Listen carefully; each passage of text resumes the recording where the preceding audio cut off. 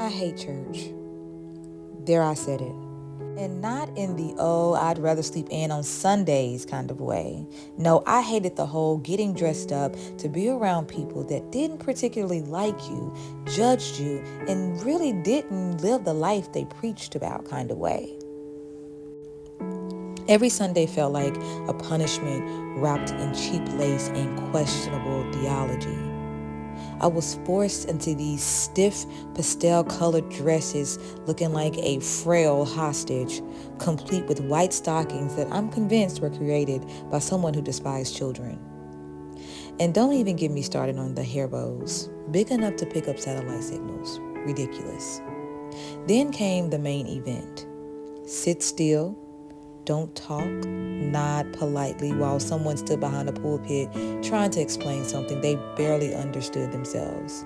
Hours, literally hours of spiritual theater.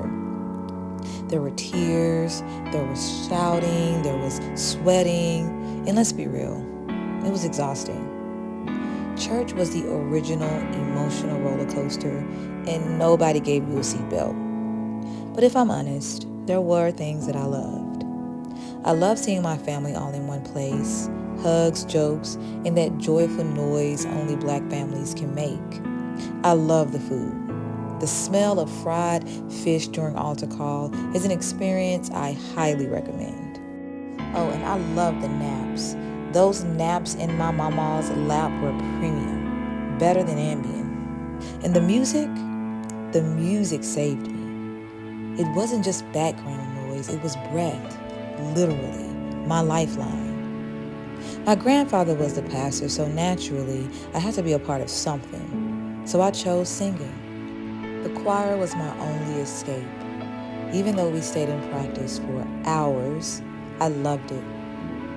During this time, this is when I fell in love with music. And I found my voice, literally and metaphorically. But it was also where I discovered that church wasn't just a house of God. It was a house of secrets. And there were a lot of secrets.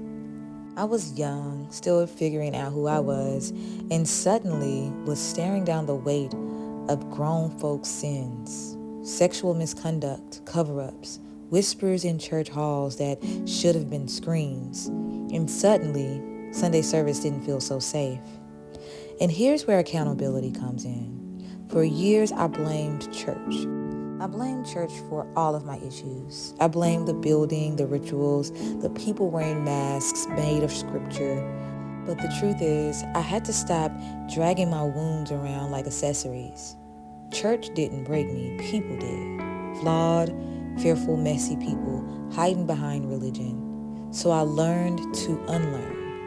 I stopped trying to perform perfection and started asking myself the hard questions. Why was I still carrying shame that didn't belong to me?